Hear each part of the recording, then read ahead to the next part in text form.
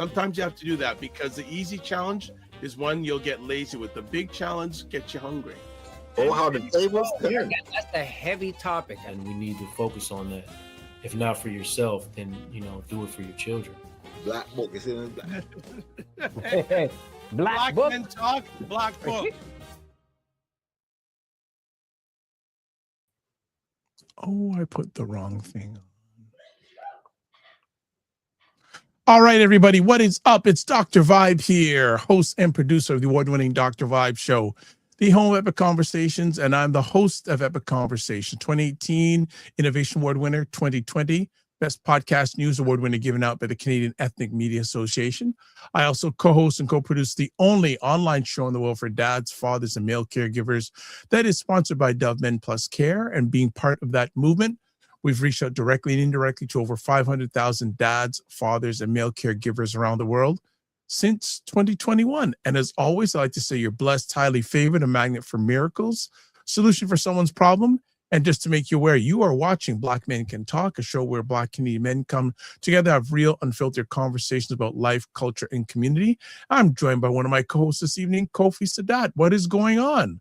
Look at that T-shirt. There you go. Look at that T-shirt. I just said, look at that T-shirt. There you go. There you go. Listen, the product. There you go. We got to represent for the Black men today. How you doing? What's going on? How are you doing? I'm okay. I'm surviving. Had a little bit of a cold early in the week, so I'm under recovery. But yeah, bro, I'm good. Happy March. I'm glad we marched through Black History Month, and we're marching forward, right? So I'm doing good. How you doing? I am keeping blessed, highly favored, a magnet for miracles, and a solution for someone's problem. Yeah, March is here, and as I've said to some other people, everyone said February went so fast. It went so fast. I don't know. I mean, yeah, in terms of like some good things happening, but the weather didn't make it seem like it was fast. No, no, and it's still continuing. Thank you very much. Yes, sunny but cold today in the Greater Toronto area, but that's that's the way of the world. Let me ask, as always, what was a win that you had since we've got together digitally over the last week? Yeah, I think for the overall week really was just going out and supporting a lot of good events in the city. In particular, I went to Rise, which is an entertainment piece where a lot of young people across the city, they get together. Brother Randall is the one who started it.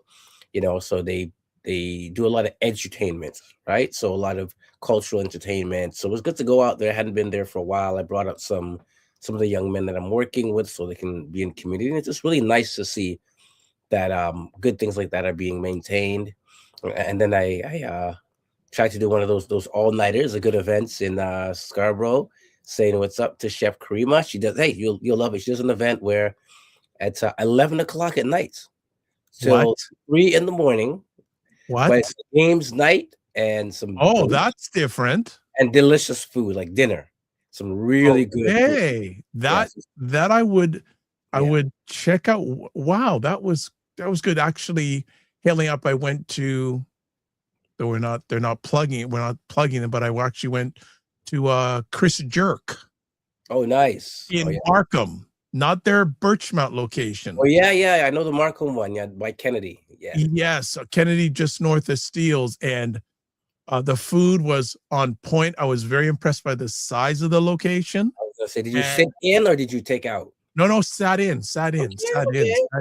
Yeah, sat in, and was blessed enough to have about a half an hour conversation with Chris Taylor, who is Chris Jerk, and his partner was there. They've been together over 27 years. And you got to get them on the show, man. Chris is well, we're talking about that and some other things. I talked to him to see if they may be interested in getting involved in Bly Black's Restaurant Week that happens every year. So I'm making that introduction will be done in the next 24 hours because I spoke about it. He says, it's very interesting. He says, Dundas? I mean, there's a Black Jamaican with the name Dundas? Like the street in Toronto.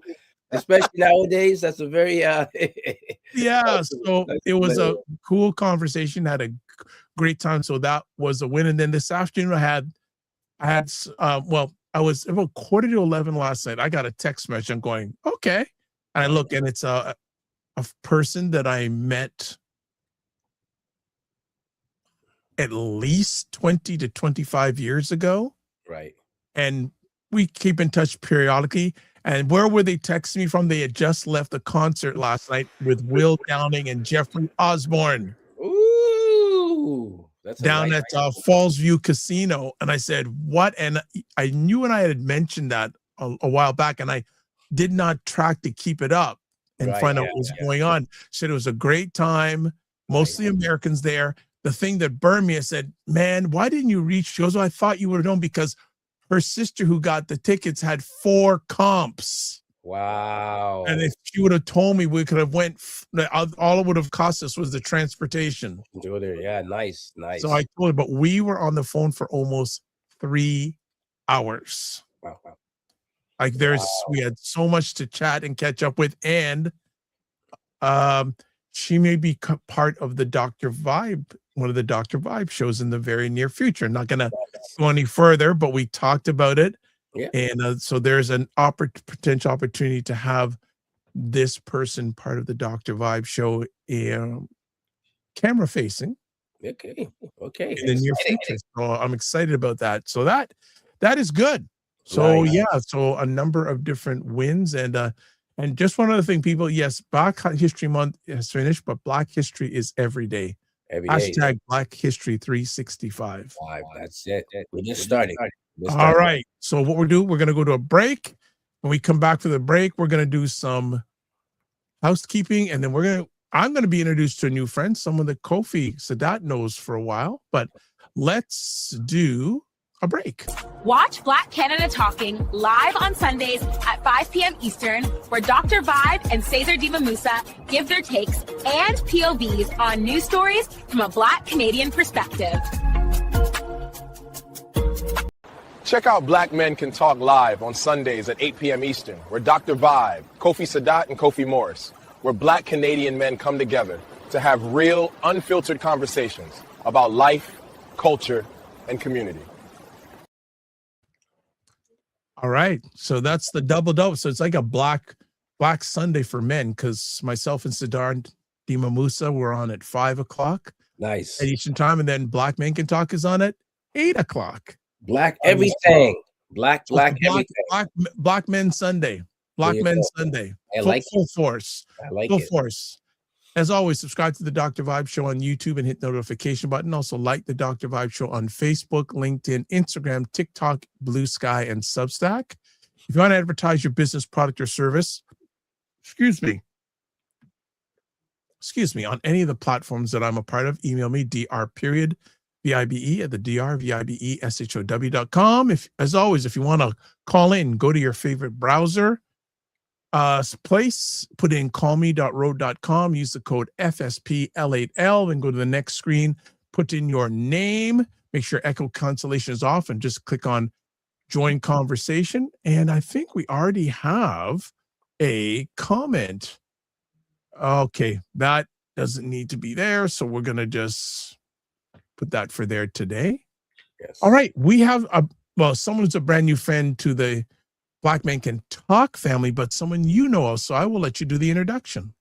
Yes, very honored to bring in a young man, and I want to emphasize the fact that we want to get some young men on the show who are doing incredible things. So I want to introduce Romel Troutman, who is Caribbean backgrounds, of course, Grenada, Trinidad, big up. This young man is incredible. I met him in community as an entrepreneur, a vendor who sells cultural products. He'll let you know more about that. So he does like shirts, color posters, drawings, really inspirational. Just in grade 12 from the west. I think around Oakville, Burlington. He'll clarify. But yeah, this young man has a clothing line by the name of Kingdom Kush. So that should kind of tell you, for those who know, that this brother is very serious. Also studying to get into marine biology, theology, also a baller. We might see him on the Raptors one day. So yeah, let's give it up to our young man, Romel. Mr. Troutman. How are you, sir? I'm good. I appreciate you guys having me today. Well, appreciate you take time out of your positive, productive schedule to hang out with us today. So, how's your day been?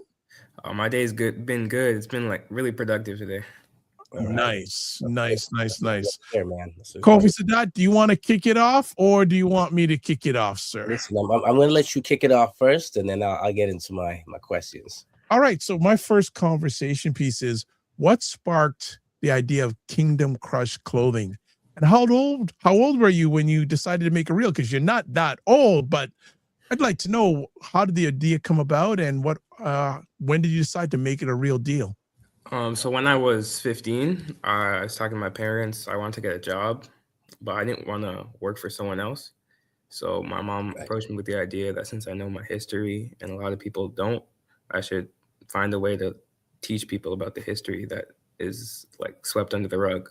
So like through trial and error, me and my mom came up with this idea of a clothing line that teaches people about Black history and African history, pre-colonization, just to get the word out there, just teach people about Black history. There you go. Cool. And when you were first dreaming about this line, what problem or gap in our culture did you feel you were responding to? I was responding to like the distance. I feel like Black communities tend to like be more distant from each other. I'm trying to like bridge them together through my clothing line, to bridge between like the Caribbean and African backgrounds, so that everyone understands like we're all from the same place and we all come from the same roots. Nice. And one more before I hand it over to Kofi Sadat. How did you come up with the name Kingdom Kush, and what does it mean to you personally? So like when I was younger, my mom would teach me about African civilizations, and the Kingdom Kush was like one of the most prominent ones in modern day Sudan. It's famous for having one of the first universities just developed in every single way. And I wanted my clothing line to represent like a forgotten African civilization that had one of the first universities in the world. All right, and I will correct Kingdom Kush, and I will hand it over to Kofi Sadat. Great. So it's good to see you again, my brother. And I personally have supported the brother because his stuff is off the chain. I hope that during the show you might be able to pull up some shirts or some books or something, just so people could really see the level of product. So when I met this young brother in community, you were vending at an event, and so how did you go from having the ideas to actually wanting to go out there in the marketplace and start selling your stuff? So in the beginning phases, like the hardest part about coming up with this business and bringing it into reality was making the designs, because at that point I had to do a lot more research just to figure out and make sure that everything was factual. And then making the designs and putting them on t-shirts was hard, and then figuring out the kind of material and like that best fits with the print design, and figuring out like the best way to keep the t-shirts from peeling, because that's a big problem with the t-shirts. Right. Just stuff like that. And coming into the marketplace, like I wasn't a people's person. Like I had a problem talking to people, so I had to learn how to come out of my shell and just be more engaging to customers. Nice. So generally, how have people received your products and yourself, you selling it as well as a young Black man? How have people received you, or when they see you selling? Everyone's really surprised, because everyone usually goes to my mom or my dad and thinks that they're selling it and I'm just helping. Yeah. Everyone's really surprised that I'm 17 years old and like this aware of my culture and making sure it's about Black empowerment. Yeah, I love seeing that, because when I see mom setting up and she's like, no, this is Romel's, I'm like, Yeah. Okay, all right, and it's good to see that. It's really good to see that.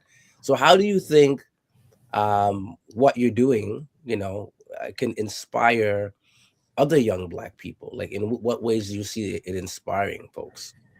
I see it inspiring people in ways that, like, even if it's not about our culture and stuff, like inspiring Black youth to start their own businesses and not work for like just get like a 9-to-5 or normal job, just start their own business and just learn to work for themselves and learn about managing money and things like that.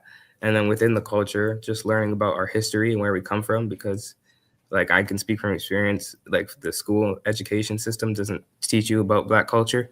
So just learning about your culture and inspiring people to dig deeper into their culture. Because like even if someone doesn't buy my shirt, as long as you walk away with like a spark or an idea to go learn about like who you are and where you come from, then I'm okay with that and feel accomplished. Nice. And then I'll give one final question in this segment.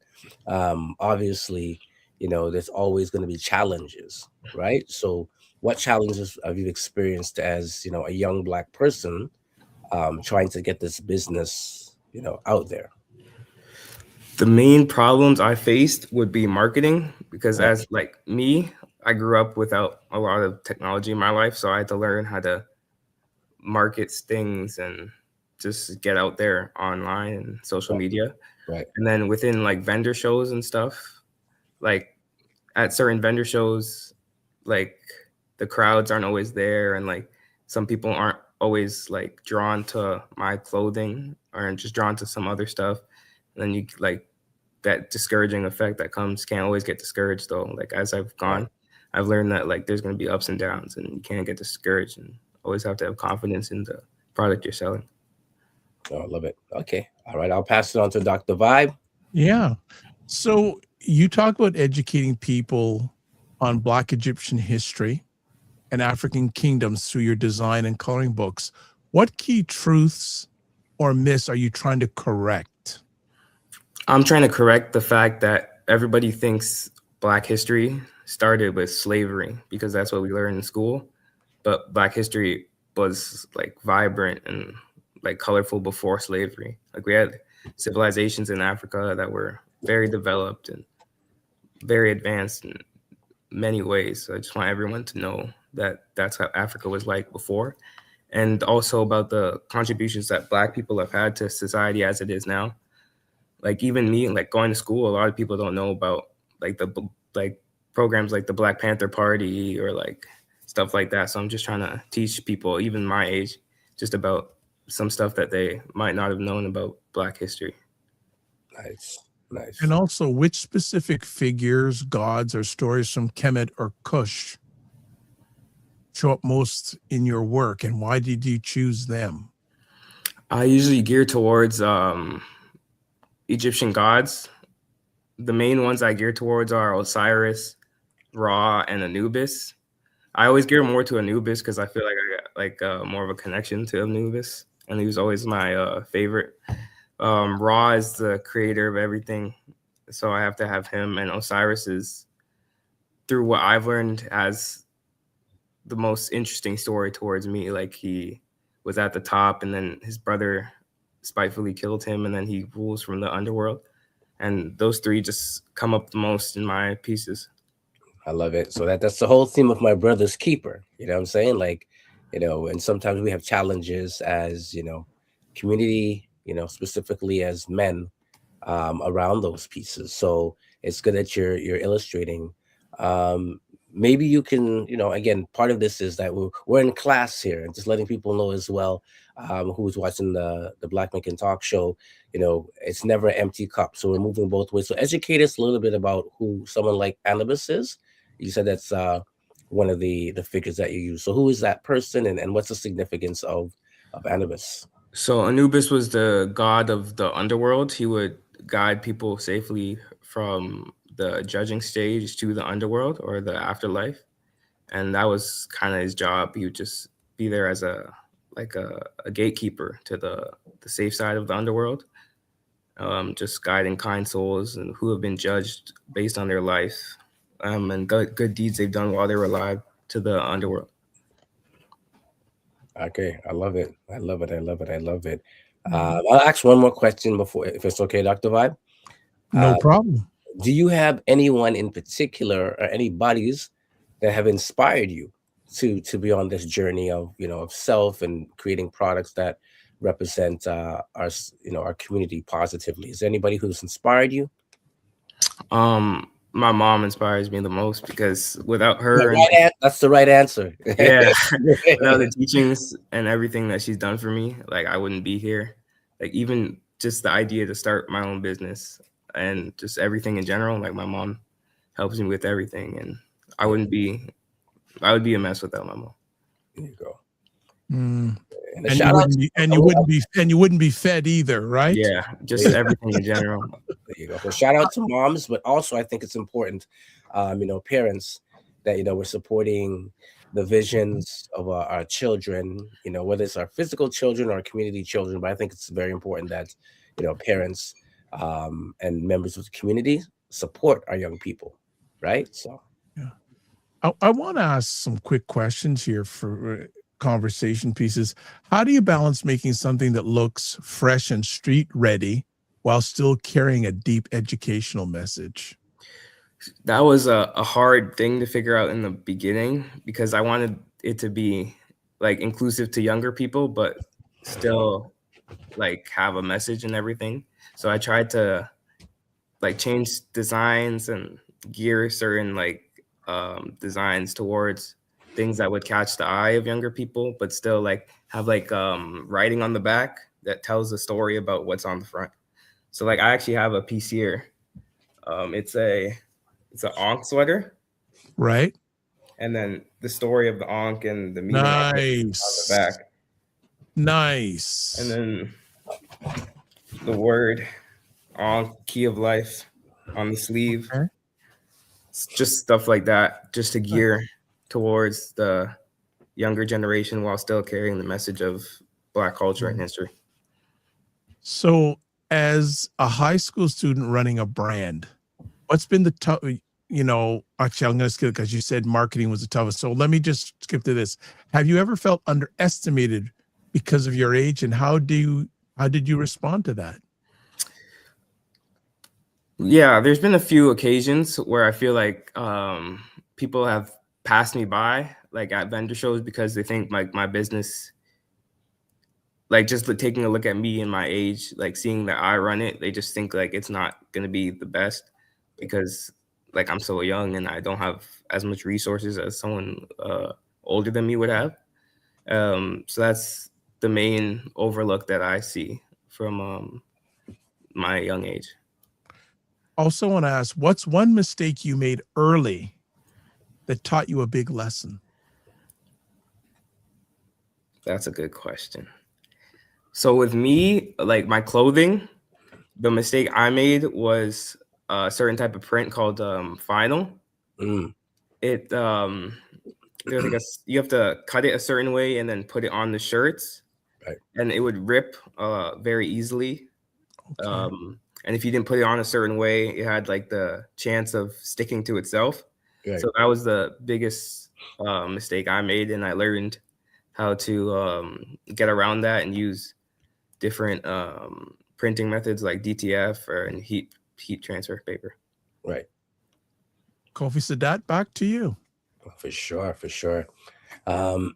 So outside of the entrepreneurship piece, what other interests do you have to kind of balance off the fact that you're not going to do business 24/7, and we always talk about balance is important, whether it's self-care or doing things, hobbies, interests. What kind of things do you do to balance off not always thinking about business?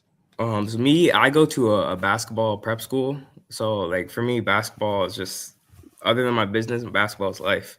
Right. So like the people on my team, like those guys are my brothers. So like I just spending time with them throughout the day, the school day, just that's my like pastime. Like because I'm there from 7:30 to 5, so that's like my whole day. Yeah, basically at the school. So just spending time with them is like my favorite pastime. Just chilling with my brothers.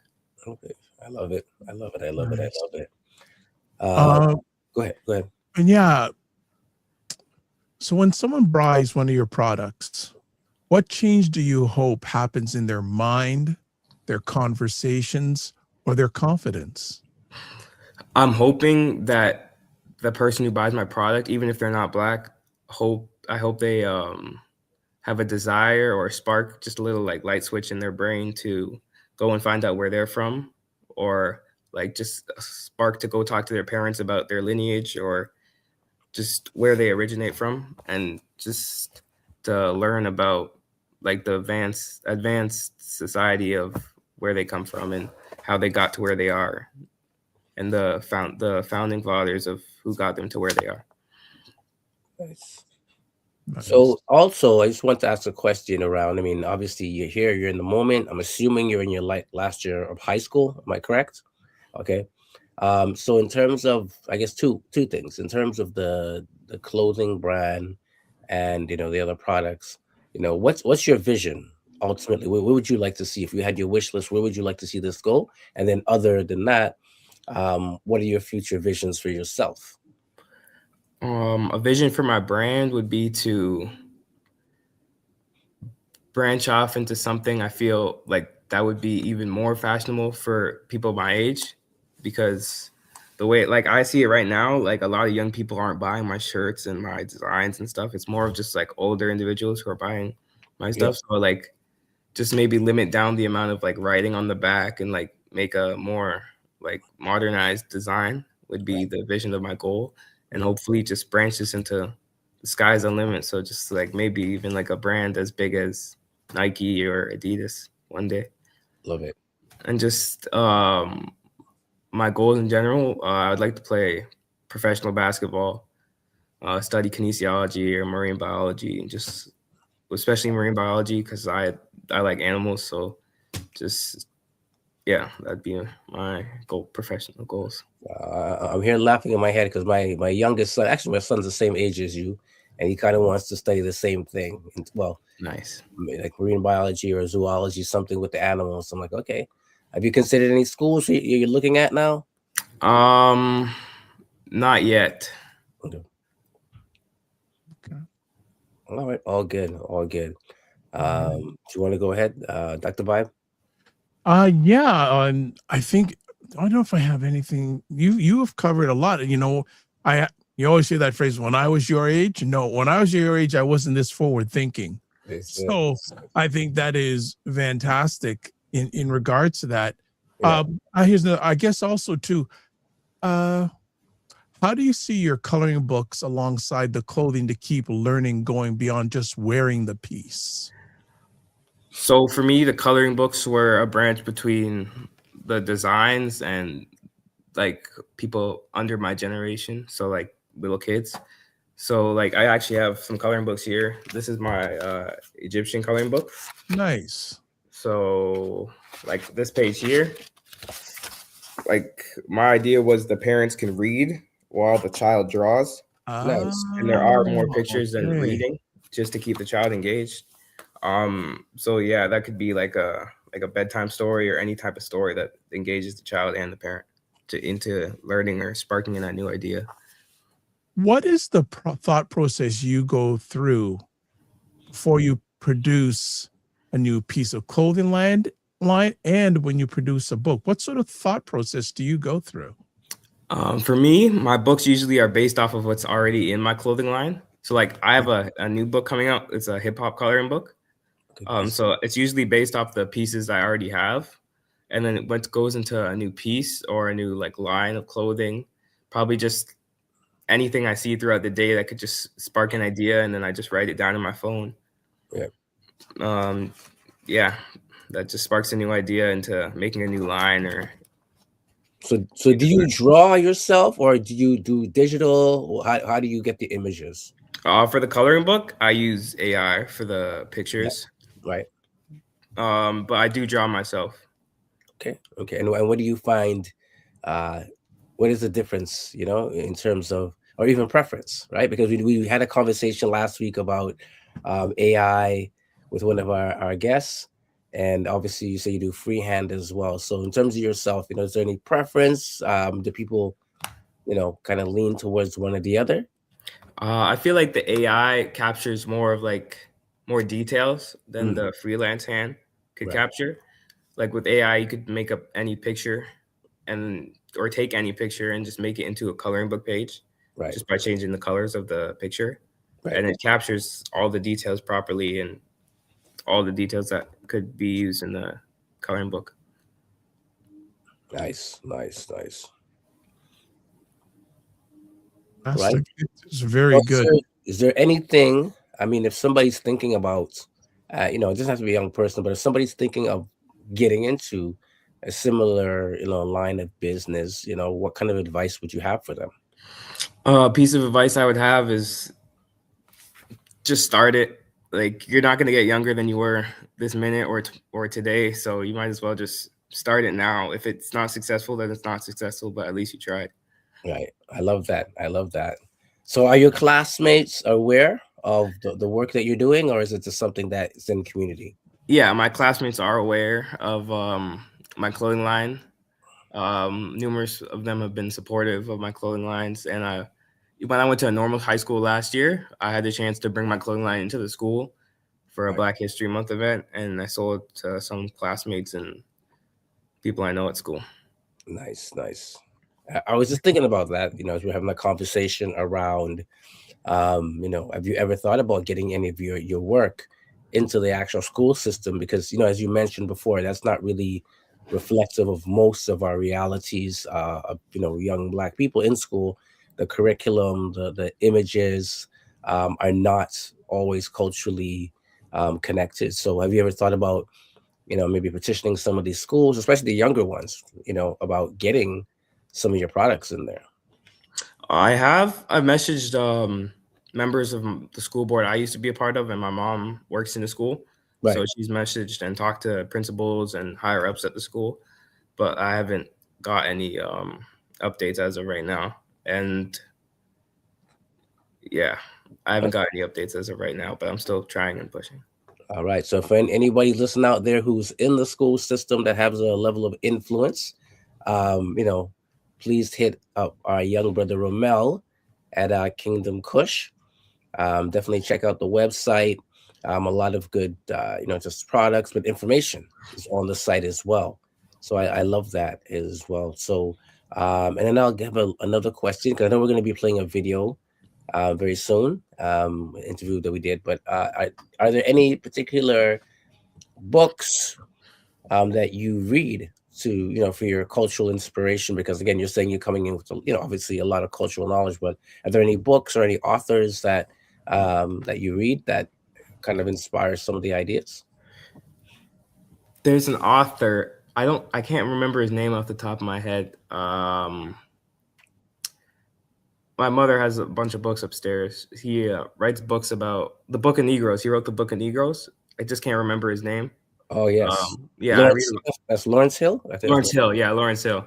I read pieces of his work, and Langston Hughes. Yeah, those are pieces I read to gather inspiration about where I come from in Black history. Dope. I love it.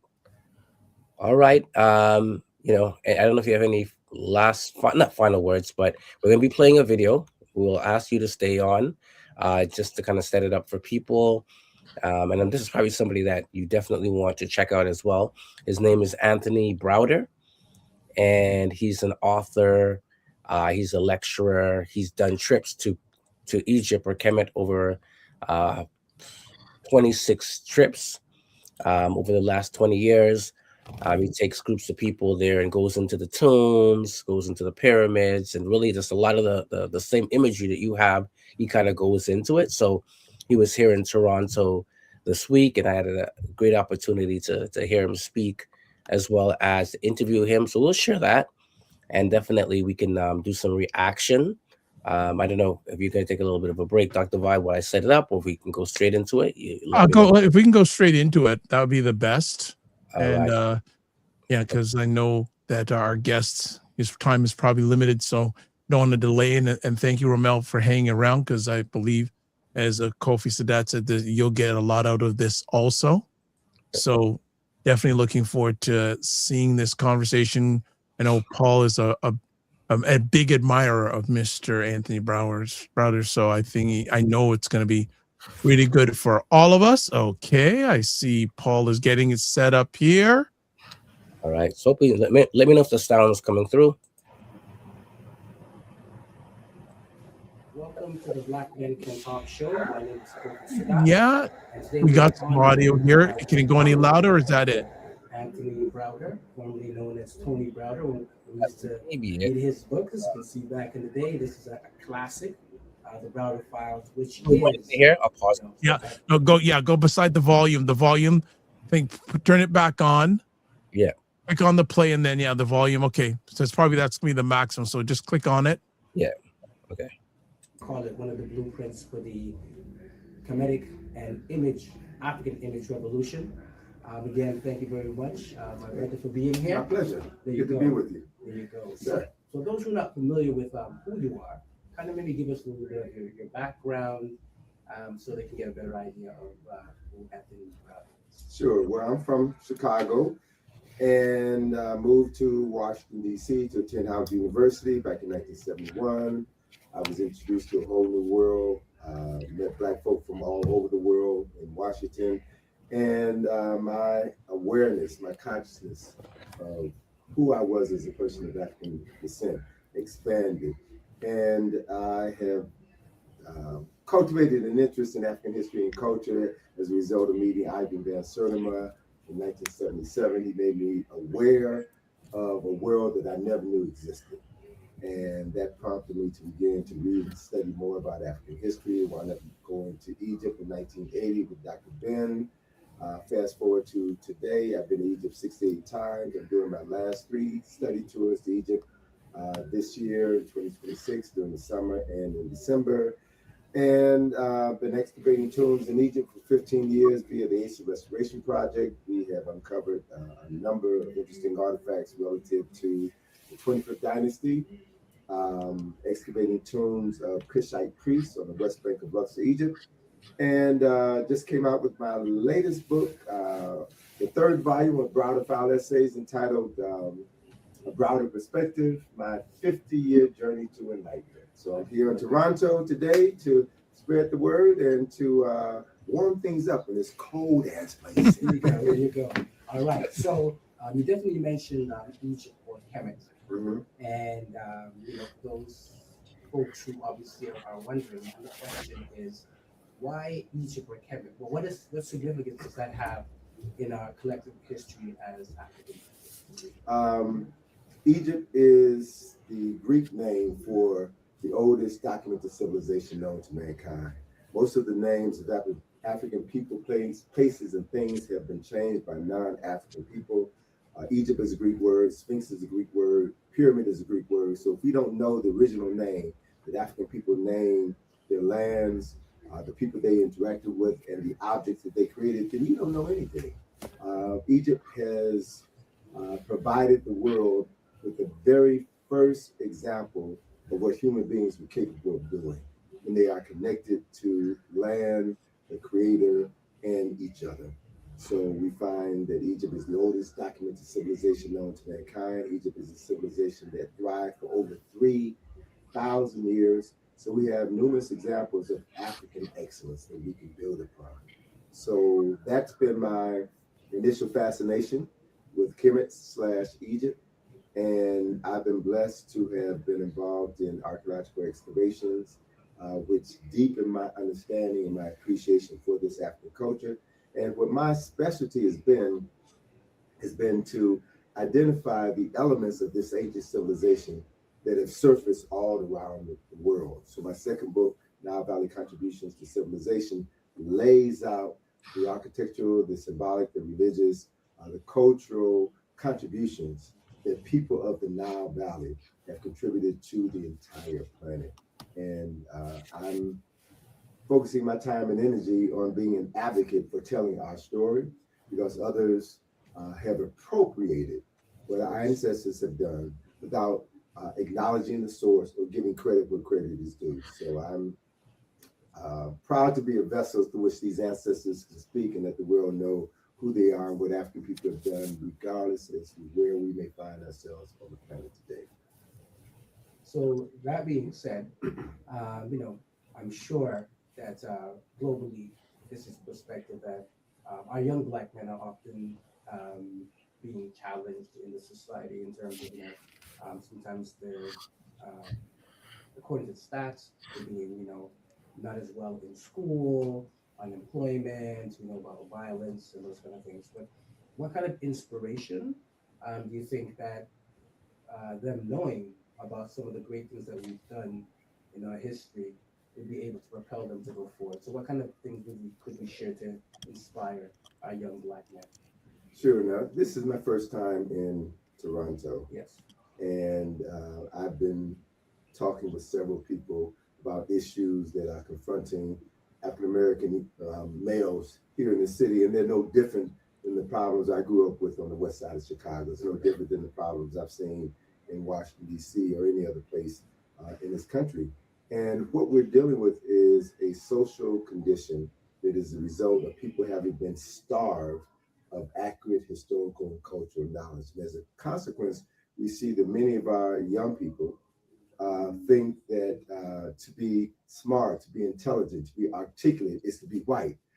They think that only because they don't know that Africans were the first human beings on the planet. They don't know that Africans were the first people to write, the first people to read, created the first universities, the first architects, the first engineers, the first mathematicians, the first astronomers. And I'm not saying these things just to make me, feel good and talk about black accomplishments. I'm saying these things because they're true. I'm saying these things because everybody in the world needs to know this. This is not Black history. This is world history. And when more of our people, young people particularly, understand that they are the best example of what it means to be human. Yes. Right?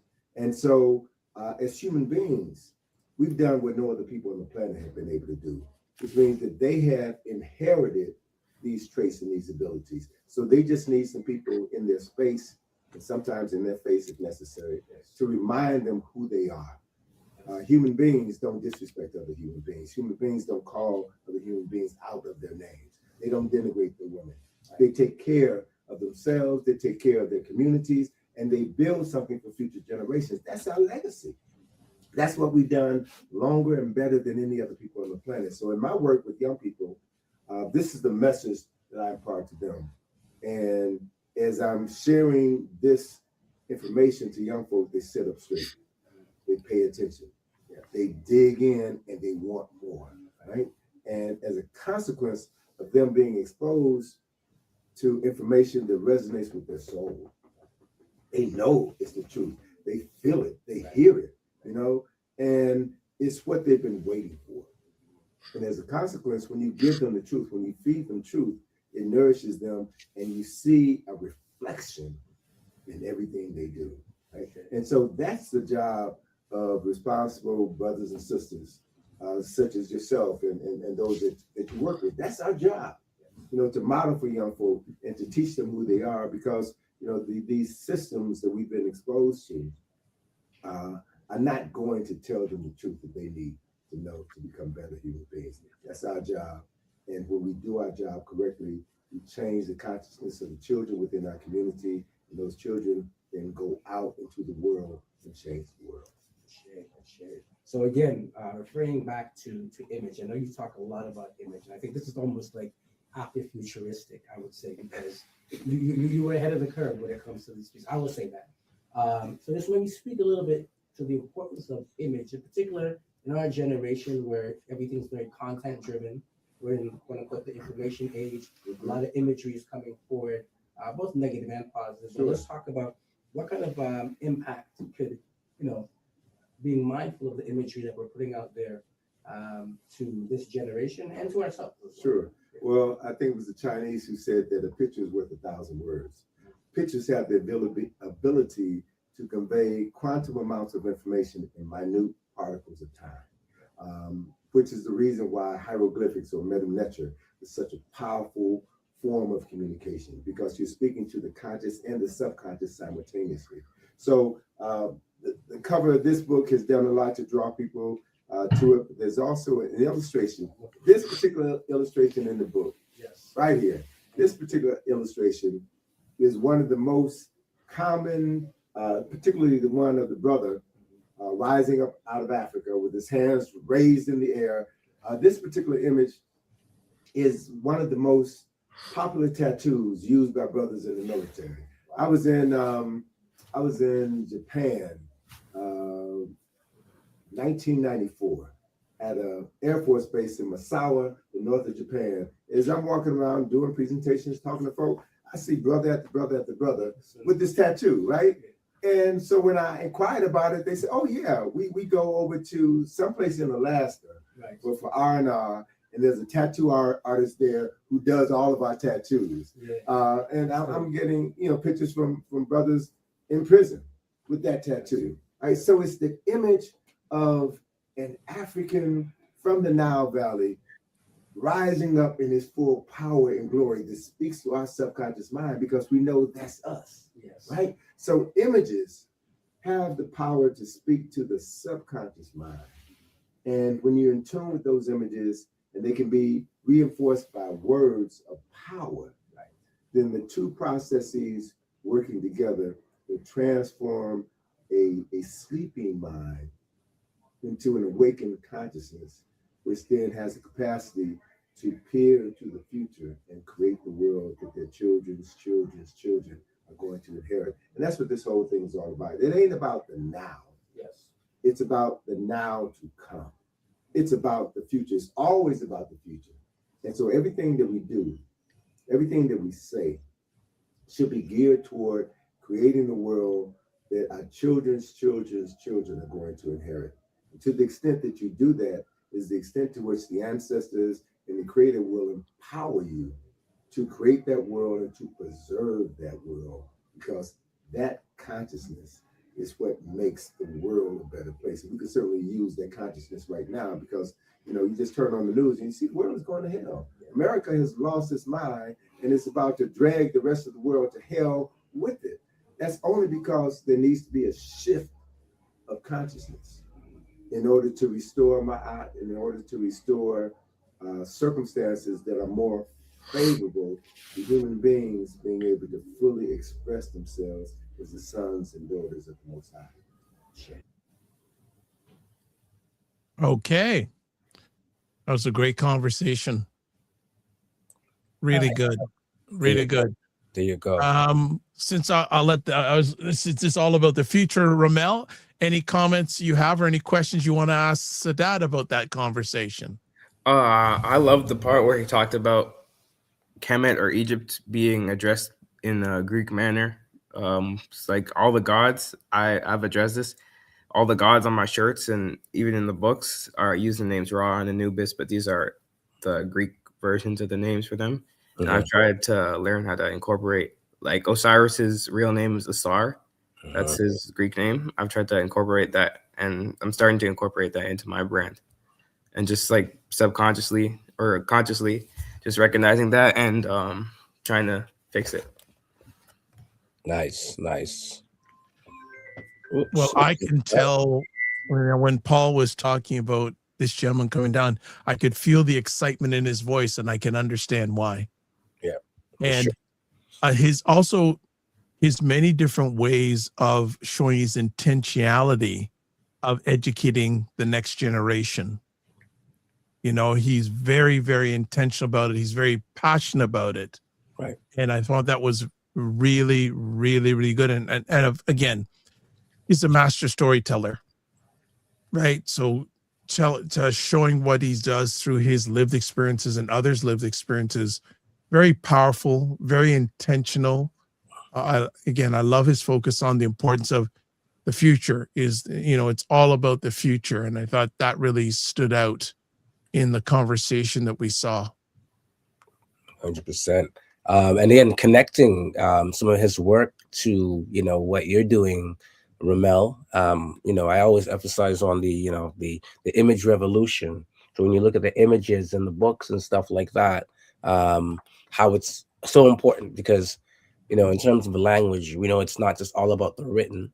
And then you mentioned about the imagery and the power of that. And there's even the creativity, and then giving the curiousness, like what does it mean when someone sees like a big ankh, right? It's a conversation piece, right? So this book was written in 1989.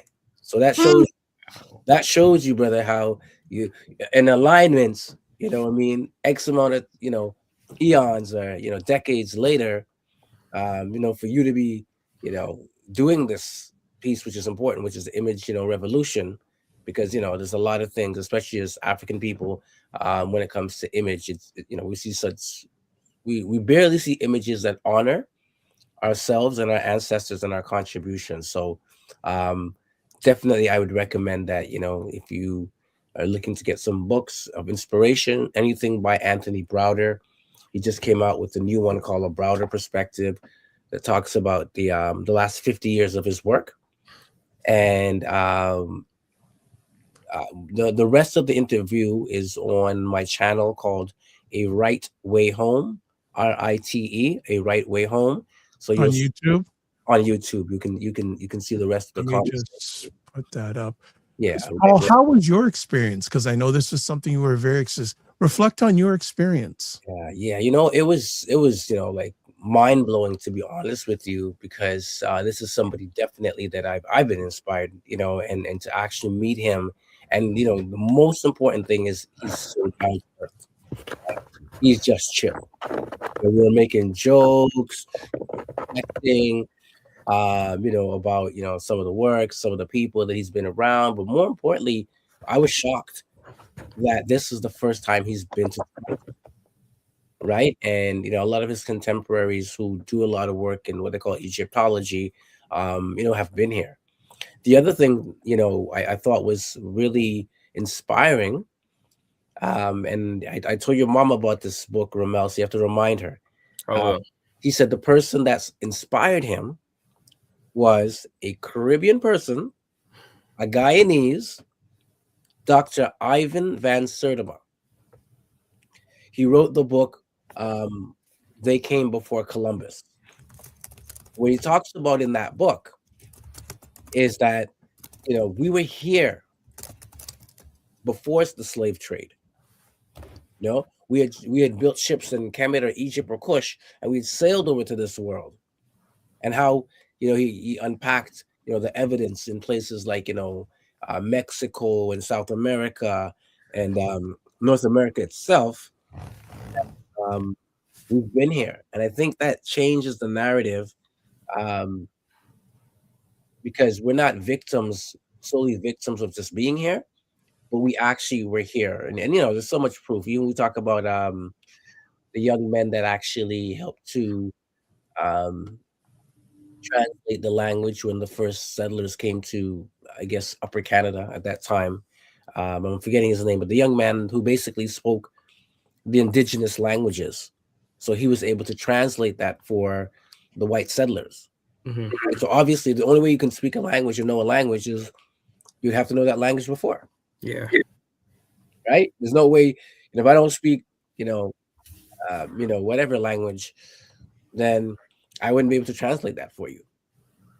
Right? So that's evidence, Canadian history. But I really was inspired by the fact that he said, Ivan van Sertima was actually the person he went to the lecture. He was a graduate of Howard, Tony Browder, Dr. Anthony, and he said in all his years of schooling, the first time he learned that the Egyptians were Black was when he went to a lecture from Ivan van Sertima. And this is a person who went to HBCU. He goes, I never learned that. He goes, that blew my mind. Mm-hmm. So, again, big up to the Caribbean people, because they definitely have a lot of inspiration, whether it's the Minister Farrakhan, the Malcolm X, a lot of these folks, Malcolm X had Grenadian parentage, his mom, right? So it's to kind of put it out there that, that to me, it was just inspirational for him to say that, yeah, that was, the light that flickered on for him. Nice. And I'm just going to put up on the screen. You can watch the full conversation between Kofi Sadat and Anthony Browder at Right Way Home on YouTube. So go check it out there. And I've also on all my platforms, I've shared that information in the comments section. So it's not only on screen, but it's also in the comments section. Romel, what energy do you get after watching that conversation? I'm empowered to learn more about the subconscious and how images, such as the one on his book, can tap into the subconscious and make people feel a certain type of way, because I didn't I never recognized that, as images can affect the subconscious of people. So that's something I have to learn and adapt into my own artwork. Yeah. And you've been doing it though. I'm gonna say, bro. That's what I say. When I saw your stuff, I was just like, "Whoa, what is this?" You know what I mean? Yeah. Sometimes you're ahead of the curve and you don't even know it, right? So, 100%, 100%. That's good. I'm sure some way, somehow, hopefully, we can get this conversation to Anthony and just show how that conversation inspired yourself. I'm sure he would be happy and pleased to hear that he's reached out to another person of the future, inspiring and providing that good thought process. Definitely. Right. So I'm gonna put this out to you, my young brother. So as I mentioned, every year, he takes people from North America and not just North America. He's done from people from around the world, but he basically takes people to Kemet, like I said, or Egypt, and you do the whole exploration and you go into things a little bit deeper. Yeah. Next year will be his final. So maybe I'll put their dibs in. Brother, maybe a suggestion. Maybe you want to share this interview with Anthony. Yeah. Conversation. Yeah. Maybe we can get Romel over there on the last one. I would definitely love to go. Yeah. And I have one more. Actually, I've got a conversation piece quickly. How does learning from elders and scholars shape the way you design, market, and talk about your brand? I think communicating with elders helps me look at the way I make clothes and like what I put on clothes from a different perspective, because like elders, each one of them has a different perspective that they look at certain topics from that I like have never even thought about. And usually elders come into the environment of my table with new information that I've never heard of. It's like I've learned a lot and made new pieces on people and gods and goddesses about conversations that have been sparked from elders, and I've just remembered them. So I think elders bring in a lot of information, and they like always bring a good conversation with them. Nice. All right. So this is how people get in contact with you. Is this the best? Okay, let me do that. There we go. Is that all covered there? Yeah, everything's there. Thank you. No problem. Hey, gotta represent. What we'll also do is bring up, if you want to get in contact with Anthony, there's the information there, the key information for him. I'm also going to put it in the comment section on all my platforms right now. Any final comments from either one of you before we roll it out? I appreciate you guys having me today, and thank you for this opportunity to speak on your channel. All right. It's our channel. We do it together. This is it. This is all of us, brother. All of us. We're all in this together, man. We're all in this together. Kofi Sadat, any final words? Yeah, I'm honored. Again, like I said, it's great to have you, and it's important that we have, younger voices or young Black men who are doing positive things. Of course, we know most of the negative media out there doesn't showcase, some of the great works such as yourself, Romel, that you're doing out there. So we're honored to have you in our space. We're here to support you. We're here to push it, keep doing well. And you're definitely a great example, even to the younger folks out here. So I'm giving thanks to have you on this conversation. We finally were able to do it. And of course, keep doing it, man. It's all about the progress. I endorse that Kofi Sadat message. It's endorsed. Yeah. All right, as we wind it up here, if you want to get in contact with Kofi Sadat, email nazojam@gmail.com, Instagram, Maroon. Love that. Maroon. YouTube. I think I have to add some more stuff because Right Way Home, I know about it, but I'm gonna have to maybe create another lower third for you. And also paula.osbourne.31 on Facebook. Our dear partner, Kofi Morris. Email getwellstayfit@gmail.com. Instagram Kofi @KofiCoach_, and then also Cosmic Wellness Group. Facebook Kofi Coach. With myself, all you need to do is reach out to me at taplink.cc /the/VIBESHOW.com. If you want to contact us, we'd love to hear from you. Guest suggestions, things we can do better, because we always need to do better. Email us at BLKMEN CAN TALK, and that's BLKMENCANTALK @gmail.com. Finally, you can watch replays of this epic conversation on the Dr. Vibe Show, YouTube, Facebook, and LinkedIn. Paul Osbourne on Facebook, and the Dr. Vibe website. So as always, live your life as a dream. If you can dream it, you can make it. Sometimes you have to get smaller to get stronger. Block assumptions. Aim bigger, aim better, aim higher, aim wider. Love, faith, and respect. Don't just manage your time, manage your energy. Remember to give yourself grace. And as always, if you're not making money, make history. Try to do both and make it better. God bless. Peace be well. Keep the faith while good. Wonderful conversation, gentlemen. Be well and keep the faith. Yes.